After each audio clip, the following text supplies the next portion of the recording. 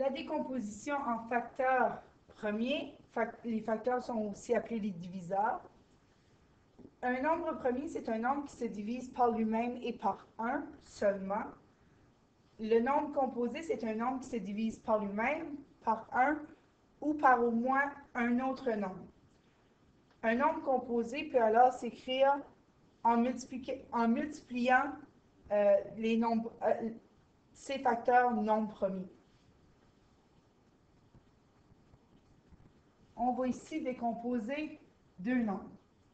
Il y a plusieurs façons de le faire. On peut commencer par plusieurs nombres différents. On a ici 40 950. On trouve un de ces facteurs, que ce soit 2, 5, 10. On va se rendre à la même place de toute façon à la fin. Donc, j'ai choisi 10, parce que je le voyais plus facilement. Donc, on va écrire 10. 40 950 divisé par 10, il nous reste 4095. Ici, 10, 2 fois 5. Et ici, je l'encercle pour m'indiquer que j'ai terminé cette branche. Si on veut, ça va ressembler un peu à un arbre. J'ai fini cette branche parce que j'ai fini avec deux facteurs premiers. Mais ici, je dois continuer. Donc, ça finit par 5. C'est plus facile à voir qu'on peut diviser par 5. Donc, on va diviser par 5. 4095 divisé par 5, il nous reste 819. 819, c'est un petit peu moins évident, c'est quand même un gros nombre. On ne connaît pas nécessairement ces facteurs. Un truc pour savoir si un nombre est divisible par 3, on additionne ces chiffres. Donc, 8 plus 1 plus 9, ça fait 18. On peut s'arrêter là et se dire que 18 est un nombre divisé par 3, donc 819 le sera aussi. Ou on peut même prendre le 18, faire 1 plus 8, qui fait 9, et 9 est divisible par 3. Donc, d'une façon ou d'une autre, on voit que ce nombre est divisé par 3. Sinon, on laissait essai-erreur et on finit par voir que c'est divisé par 3. 819 divisé par 3 nous donne 273. Le même principe avec 273, il est aussi divisible par 3.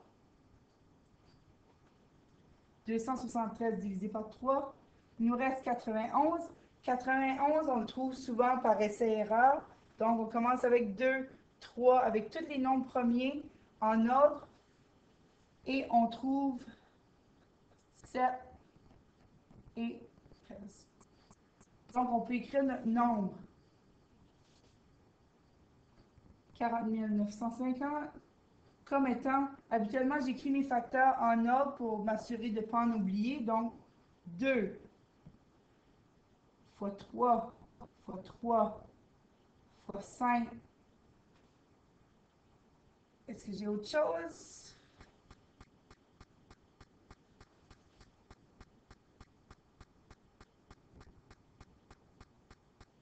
Oh, ici j'ai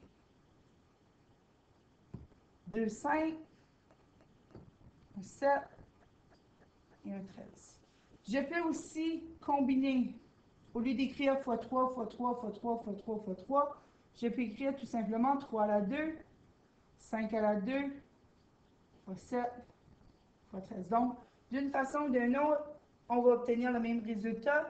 Et pour savoir si on a obtenu la bonne décomposition, premièrement, on regarde si tous nos nombres sont des nombres premiers et on regarde si la multiplication fait bel et bien 40 950. Le deuxième exemple, 103 950, un plus gros nombre, notre arbre risque d'avoir plus de branches. Donc, encore une fois, ça se termine par un 0, donc je sais que 10 est un facteur de 103 950. Donc, j'ai 10 ici, Donc, si je divise par 10, il me reste ça. Encore une fois, mon 10, j'ai 2 et 5, et ça termine ma branche ici.